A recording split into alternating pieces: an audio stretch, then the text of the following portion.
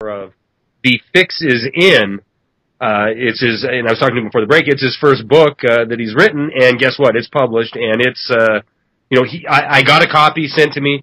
Me and my son, I say we because he's a big sports, my kid loves the Denver Broncos, he loves football, and I debated a long time if I'm going to let him read this thing or not, but, he picked it up and started reading it, so I'm going to let him read it.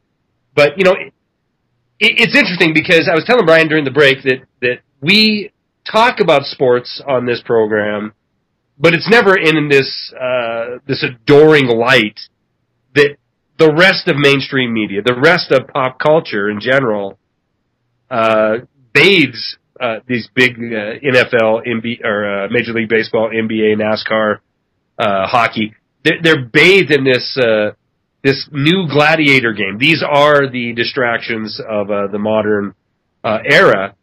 And we joke about it on the program and with guests come on that, it is just that. It is the ultimate distraction. But to break it down and show how insidious it really is, Brian is going to come on here and explain this to us. And I'm looking at your website, and for those of you who would like to order the book, I'm sure he's going to tell us how to do it, and I'm sure you can do it at thefixisin.net.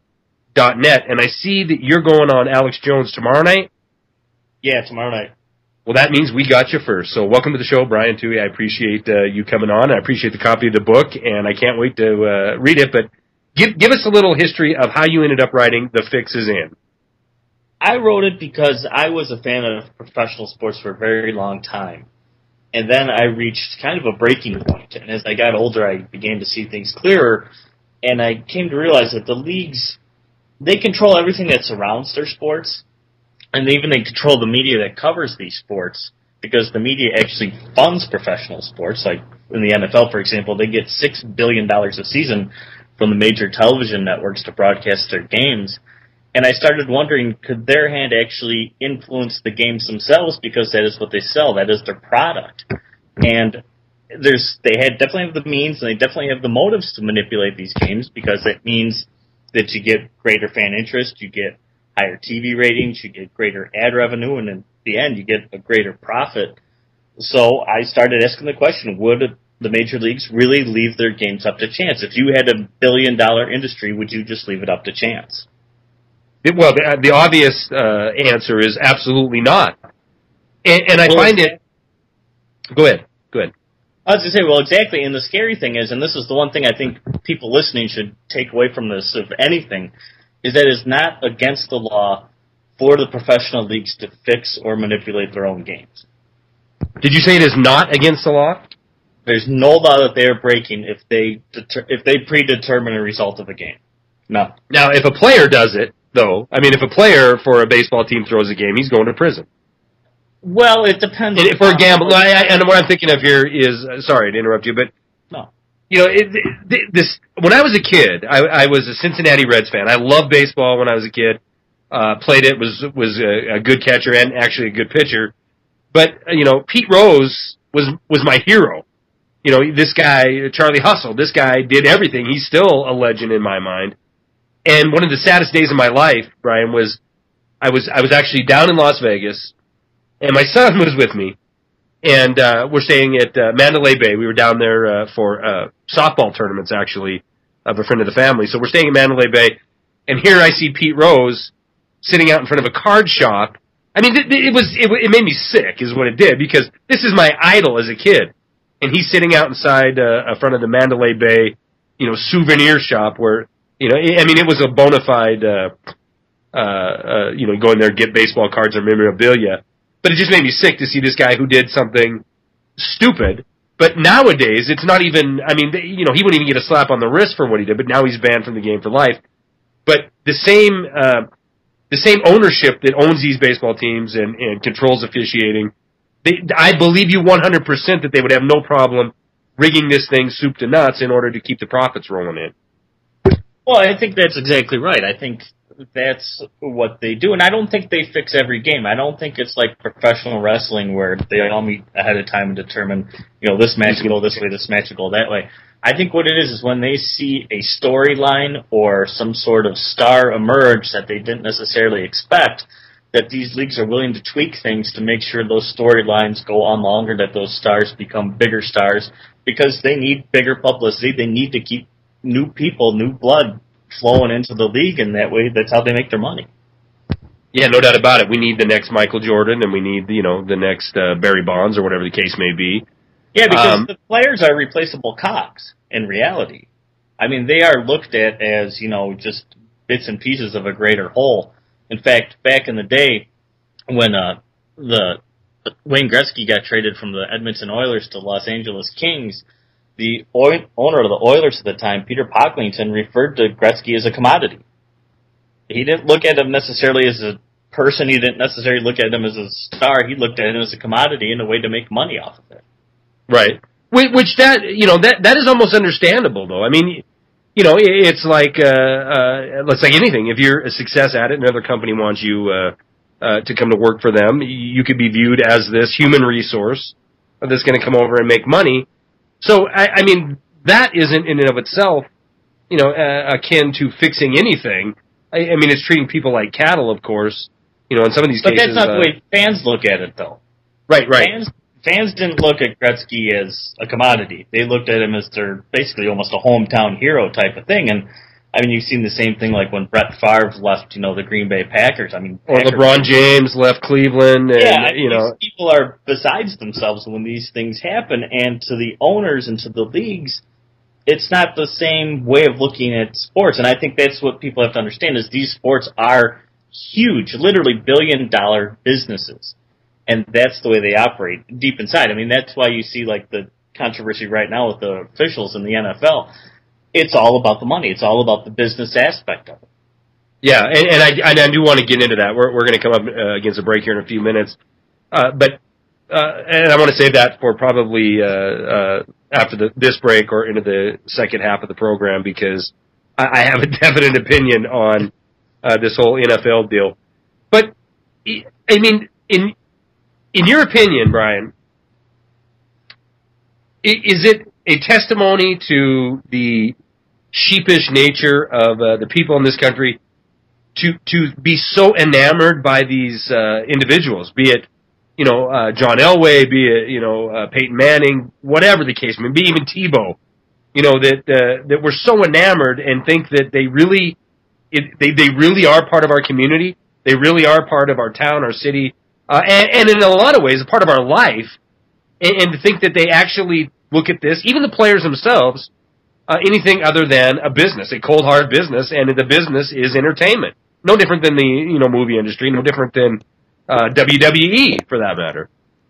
Well, you're exactly right, but I think what really shows through on that is if you ever listen to sports radio, and you hear when the callers call in and they constantly refer to we. Yes. Oh, God. Oh, I hate that. Well, because that's the mentality, and they've done psychological studies, and I bring it up in my book, how fans, in a way, connect themselves to the teams, and what they call it basking in reflective glory. So, like, when the team wins, the person who's a fan of that team suddenly feels better, he feels elated, and then vice versa is true when the teams lose, and a lot of times, even when they lose, you can hear on sports radio, they won't say we lost, they'll say they lost. Right. It's a big thing. I think that's why people get so connected to professional sports, is it's a vicarious way of living.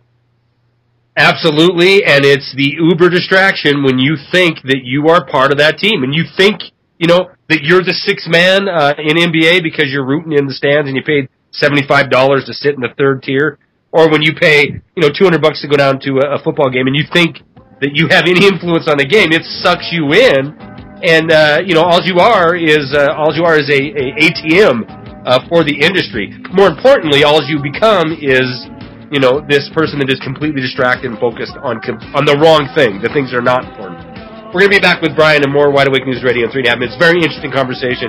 I want to talk about boxing, a sport I love, a sport I partook in part of my life. What a joke! I want to Manny Pacquiao. That's where we're going when we come back in 3.5 minutes. Guys, hang tight.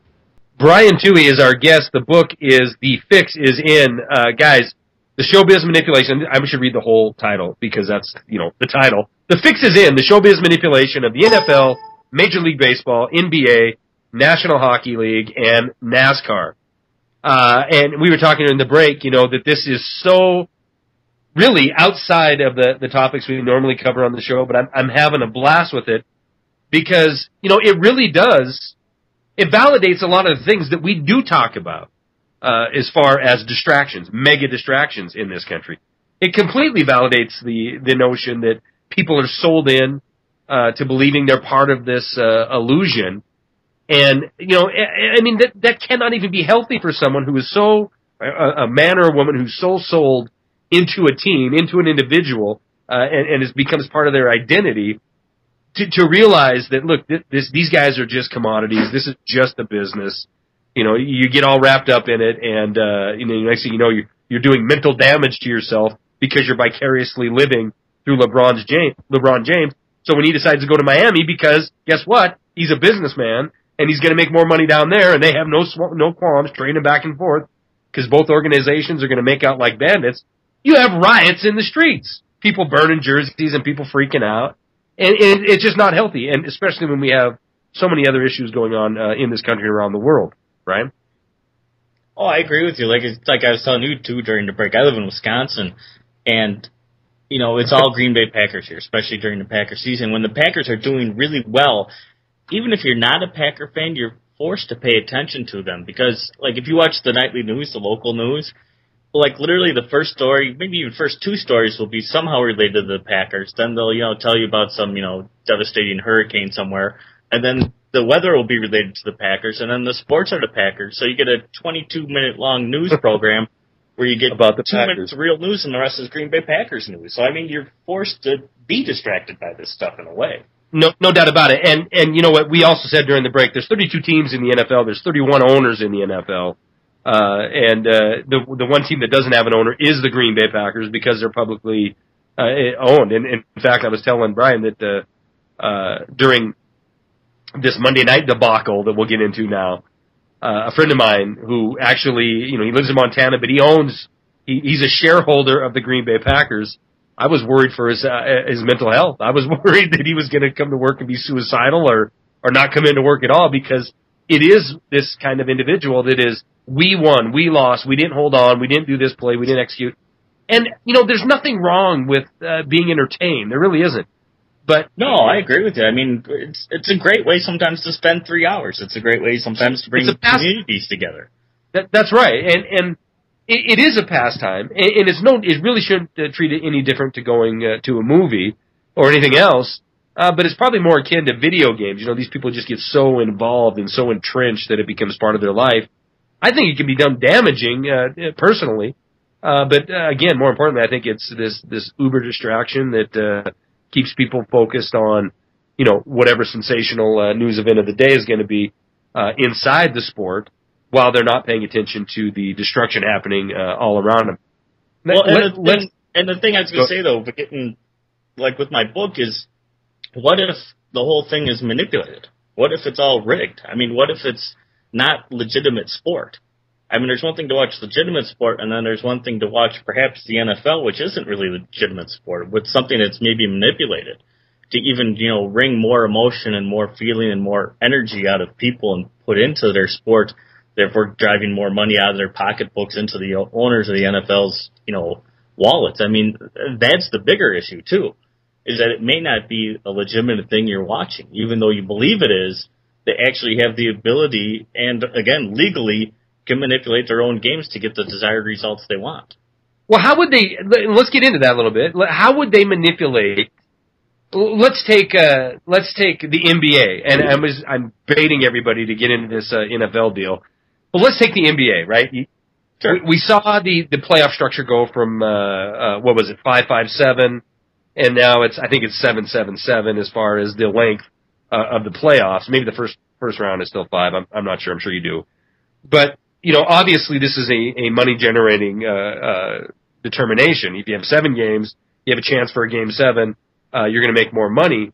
But how would they manipulate? I've often thought that, we're going to, of course, see go to game 7 because the teams and the television ratings and all that are going to go through the roof. But then sometimes it's over in 5. So, they can't all go to 7 games. That's a good point. Yeah, but what would they do? How would they influence, let's say, a series, a World Series, an NBA series, something like that? Well, you could do it one of two ways. You could do it, like I say, legally. They can do it through the referees, and that's the way I believe. Like in the NBA, they really do it most of the time. Is the NBA can tell the referees, which are their employees, how they want them to do their job. So they can say, we want you to give LeBron James or Kobe Bryant more space to operate. We want you to call tighter fouls on, this certain kind of call that they know one team may make, one team may be more, apt to charge or what have you. So they'll, say call tighter, look for that penalty and call that more often, give these guys more rooms to operate, and it's perfectly legal, and just that little bit can... Do you think they really use names like that? I mean, are they saying... No, LeBron... If you've ever listened to Tim Donaghy, who is the referee who got basically busted for gambling on basketball games, he wrote a book, and in his book he talked about that it didn't even have to be blatant. And that's the thing, is I don't think, the NBA writes anything down and sends it on letterhead to the officials.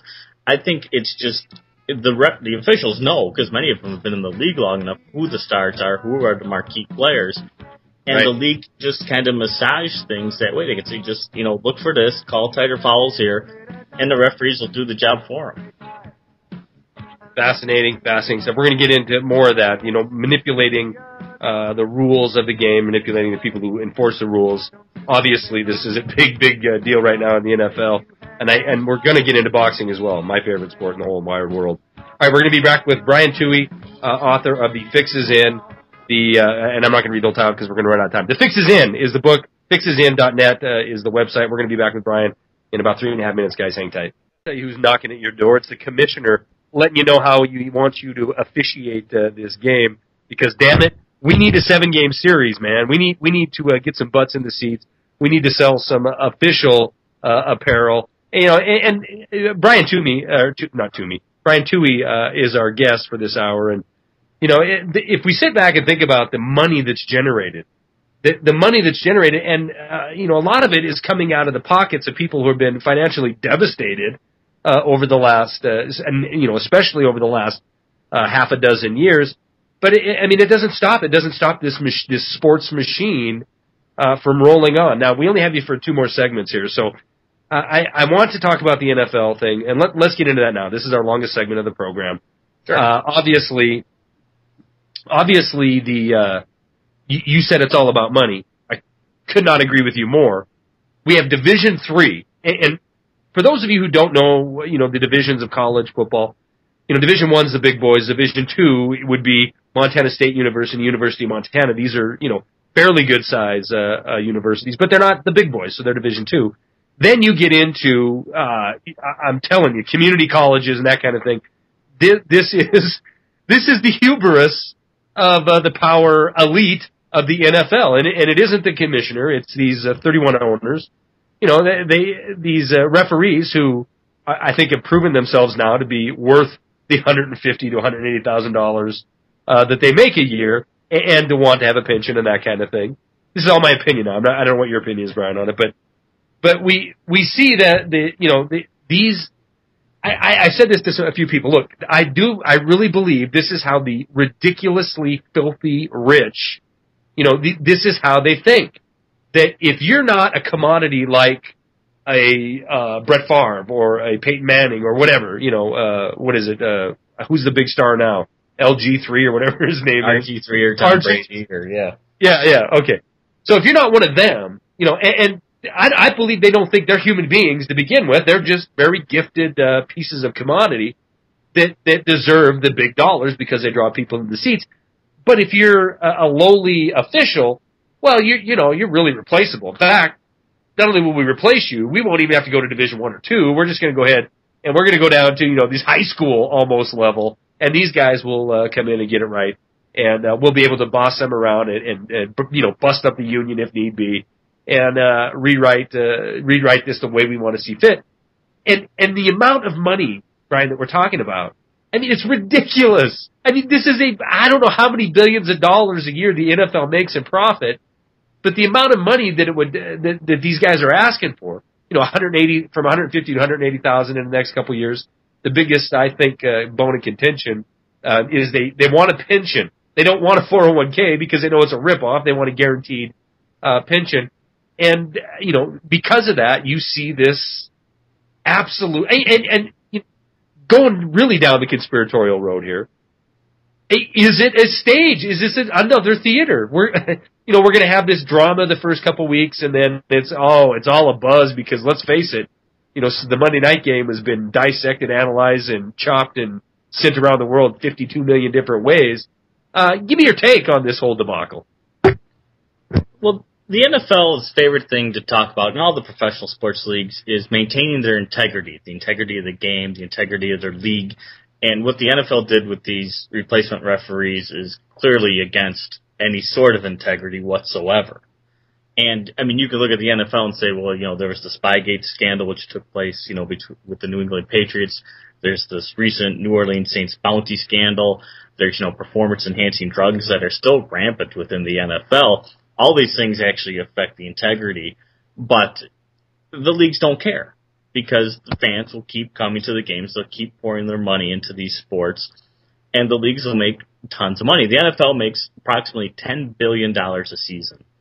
And what the referees were asking for, what I've heard broken down, is that their demands over the course of this collective bargaining agreement they're trying to work out would cost each team about $100,000 a season.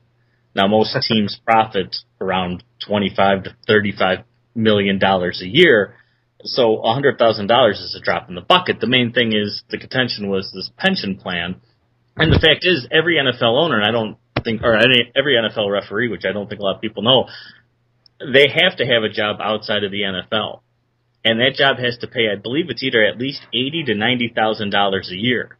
So these guys who are NFL referees are making plenty of money before they ever step onto the field. But yet I still think an interesting Wait a minute, why is that? Why is that? What's the reasoning there? Well, the reasoning is because of gambling. And here's the thing, is they say anywhere between like $1 to $4 billion is wagered on NFL games each week. Wow. And the thing about that is Las Vegas, where it's legal to gamble on NFL games, in fact, the only place besides Delaware where it's legal to gamble on NFL games, only takes in approximately 1% of that money.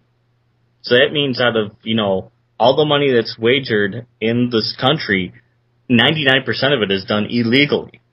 And if you were going to fix a game for gambling purposes, you would bet your money into that illegal market because it wouldn't be seen, it wouldn't be tracked. Now, if you have a referee like these replacement referees who are making about $3,000 to $4,000 for each game, and you approach them and said, "Hey, I'll give you $50,000 to make this game turn out that way," why wouldn't they take it? Because nobody's looking out for this thing. And this is what my next book is about, actually, is the gambling aspect of this. Because nobody's actually policing any of this sports gambling that's going on. And I think games are fixed for that purpose as well. So I think games are fixed by the leagues to get higher TV ratings, and I think games are being fixed by gamblers and organized crime to make money. I think both things are happening at the same time. But I think with these replacement refs is I think ultimately it's a misdirection play. I think what it is the league tried these guys out there. They've done a horrible job, and all the fans and everybody, all the pundits will be relieved when the real refs step out back onto the field. But the fact is the real refs are terrible. They miss calls all the time. They've destroyed games too with bad calls. But people forgot about that because these new guys were so blatantly bad that they've forgotten how bad the original refs were. And I think that's part of the NFL's play is now when the real referees come back, and these are the guys who I think they use to help manipulate these games, nobody's going to be looking for it because they're just going to be relieved that, everything's back to the status quo. That's interesting. I mean, if we kind of analyze that a little bit, do you think that, they're letting these guys in that are making these horrendous calls and they're all freaking out about it? Does it give them sway eventually over, if one of these so-called full-time pro, they're not full-time, but one of the regular officials comes back in, and one of the things they want to do is be able to penalize them if they make bad calls. I mean, it just they get that kind of power. They get to expand the number of refs that are out there, and you can bench somebody if they are not doing what you want. It seems to be another control mechanism that the ownership could use to manipulate the sport the way they want it to go. Oh, true. I mean, you look at the fact that the NFL has instant replay on calls, which supposedly should have taken place Monday night as well. Well, you and I have both, and everybody who's watched a football game, I've seen a play go to instant replay, and you've seen whatever. The guy's foot was clearly in bounds, but they ruled him out of bounds. So they review the play, and you see the review, and yeah, sure, the guy's foot was in bounds by 3 inches, and yet they still rule him out of bounds. And we've all seen that. I mean, we've seen that like last year in the playoffs between the Green Bay Packers and the New York Giants. Craig Jennings of the Packers fumbled the ball. We all saw it. I was sitting in a room with 30 Packer fans. They all said, "Oh God, he just fumbled the ball." But guess what? The official ruled on the field, no, it wasn't a fumble. They went to instant replay. No, it wasn't a fumble. And the game went on, and nobody did anything about it. Those were the real referees. Those were the actual referees that get paid supposedly all the big money, not these replacement guys. Those are the real ones who made a completely incorrect call, and I believe they did that call purposefully to make sure that the Packers stayed in that game and kept that game interesting and kept raising the playoffs. Yeah, I bet you kept that opinion to yourself. Being in Wisconsin, I've ruined professional sports for many people. All right, we're going to be back with Brian and more reality of the Gladiator games in 3.5 minutes, guys. Hang tight. Wake News Radio. I'm Charlie McGrath, your host. Brian Tuohy is our guest, and look, I'm going to say this right now for the folks in the chat room. This isn't the normal topic that we cover, which, sports in general is something we would usually refer to as, the ultimate distraction. I don't think Brian would disagree with this, but I do find it interesting just how controlled big money is. Big money, man. It doesn't matter if it's big money in Washington, D.C. coming from Wall Street, or if it's big money, these ownership of these teams that coerce cities, municipalities, states, to basically pay up or else. And we were talking about this during the break. There's a lot of cities that have billion-dollar facilities, and they pretend like they're all bought and paid for by the NFL, NBA, Major League Baseball, but that isn't the case, is it? No, not at all. Like I was telling you, Chicago had rebuilt Soldier Field for the Chicago Bears, essentially, to the tune of $500 million, but yet the NFL and the Chicago Bears paid only 10% of that. They paid $50 million. The rest of it came out of the city of Chicago. And then you look at Minnesota recently, Minneapolis, they built a new stadium for the Golden Gophers for football. Then they shelled out money, I don't even know how many hundreds of millions, for the Minnesota Twins to have a new stadium there. And then the Minnesota Vikings suddenly demanded a new stadium as well. And so they threatened to leave, but the state of Minnesota capitulated to them, and now they're going to shell out nearly $1 billion for a brand new NFL stadium there too. And what if you're not a fan of any of these teams? Yeah, you're screwed. You're paying for it. Yeah, your tax money is going to build, literally almost $2 billion worth of stadiums. All right, well, this is our last segment, and obviously it's not that difficult to make a case that there's financial motivation in order to manipulate professional sports. I really do believe, baseball. I love baseball. I played baseball. And I still think it is a great pastime. It's a great place to take your son or daughter and go spend 3 hours eating hot dogs and watching, that to me is what sports is. Not this fervor about having to get into the jersey shop and buying all this crap and then having the drama when your player leaves. That isn't what, to me, sport is about. If you're going to play it, you can be competitive. If you want to pass time, I think baseball was a quintessential pastime, and that's why it's been around for so long, and it's got that moniker to it. But even baseball is tarnished over the last several decades. But the big sports, the NBA, the NFL, the NHL, and NASCAR, I mean, these are all about the bang, the glitz, the glamour, the shock and awe, if you will, all about making a buck, and it's easy to see how this manipulation is warranted by these people who just want to make more and more money. All that being said, college, what do you think of college athletics? It's probably more corrupt than the professional level. I knew you were going to say that. Well, you think about how much, again, hundreds of millions of dollars coming in from the likes of ESPN to all these big conferences and major schools.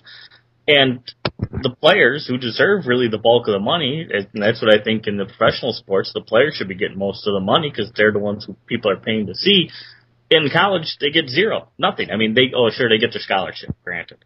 But, that doesn't equate to equal to the $3 million the head coach is getting or the assistant coaches is getting. I mean, in college football and basketball, if you're going to fix a game, if you wanted to fix a sporting event, you could fix one of those tomorrow. All you need is about $5,000-$10,000 in the connection to a player, and you could rig any game in college sports, no matter the team, no matter how big the program. You could do it easily and get away with it. And certainly, I mean, you're not writing this book trying to shut down sport, correct? No, I want people to look at sports in a different light. I agree with you. I mean, I have no problem going to a baseball game and spending an afternoon in the sun and eating hot dogs and what have you. That's a great day. But it's, again, like you say, it's the fervor over it, but it's also, I want people to understand that if McDonald's could alter the taste of their hamburger while you consumed it to make it better tasting, they would do it. Okay? Professional sports can alter the game as you consume it. They can manipulate it while you watch it to make it more interesting, to get your heart rate beating faster. So the question is, if McDonald's would do it, why wouldn't the NBA or the NFL do it? Because they can do it, and they can do it legally. You're just blind if you think they don't do it. And that's what I want people to see, is I want people to take a step back from sports, look at it as a business, and realize that there's probably more going on here, that it is entertainment, it is show business, and it's about as real as the reality TV as you watch. Yeah, not to take away from the athleticism and the work that these athletes put into. No, but you can manipulate those guys as well. Absolutely, I mean, and absolutely they are. You can blackmail anybody. You can find their weakness, be it drugs, gambling, women. Maybe they're homosexual. I mean, there's many ways you can get to these athletes and get them to do your bidding just as well. But you're right. Most of it being an athletic contest is one thing, but it's gone from being an athletic contest to being something more. And it's that something more, that show business aspect of it, that really should worry fans. Well, and I think, again, if you look at the history of sport in the United States, where you have baseball, and I know I'm harkening back to baseball again, but 180 plus games, if you're a real baseball fan and you enjoy it as a pastime, you don't really care. I mean, sure, you want your team to win their division and you want them to go to the World Series, but that's not what it's all about. I mean, it's 180 games. It's taking taking your family out and enjoying the day, passing the time. And then we've melded into more of a gladiator. We want blood. We want carnage. We want 16 games that decide it all. And I better show in. And, it used to be just on Sundays and Mondays, but now it's Thursday and Sunday night. And, you see this thing blossoming into 24/7 reality TV.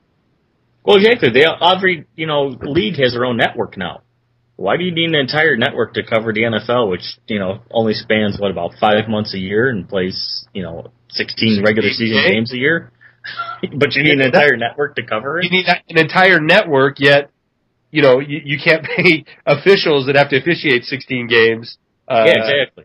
It makes no sense. All right, with 4 minutes left, let's get to it. I'm sitting here with a deviated septum. A lot of it has to do with boxing that I've been involved in my life. Come on, man. I mean, I love boxing. I love to watch these guys. It's the ultimate one-on-one. It's, and a lot of people would say mixed martial arts is now, but I'm still a fan of boxing as my number one all-time sport. And Manny Pacquiao is an absolute, look, I'm going to admit something now. A lot of people are going to be mad. I'll take my son to a sporting event because I think it's important. And I want to spend time with him. I want to spend some quality time at an event that, that he'll remember for the rest of his life. So I'll spend money that way. The only other thing I'll spend a dime on sport is pay-per-view to watch Manny Pacquiao, and they destroyed it. They ruined it for me. I'll never spend a dime on boxing again. Never, ever, ever, because of that fight. Did you happen to watch that event? No, I did not see it, but I'll tell you one thing. I did some research on boxing for this next book that's coming out next year, and boxing is probably one of the most corrupt sports that's ever been. Oh, and probably horse racing is probably the worst, and boxing's probably second, and probably mixed martial arts, which nobody's really investigated yet, but they probably should, because the mixed martial arts is a lot like boxing was in the 50s and 60s when it was literally run by organized crime. But it's easy to fix because you only got to get to one guy. Yeah, and you don't even have to get to the guy. You really don't. That's the easiest way to do it. And the thing, the way to do it a lot of times is it's basically, which is, if you've ever seen the movie Raging Bull, which is about Jake LaMotta, which is a true story, they basically said, look, Jake, you want a shot at the title, you got to do a little favor for us. You drop this fight, we'll get you your shot at the title. And that's exactly what he did. He fixed a fight, intentionally lost, and then about a year or two later, he got his shot at the title, won, and his life went on. Yeah.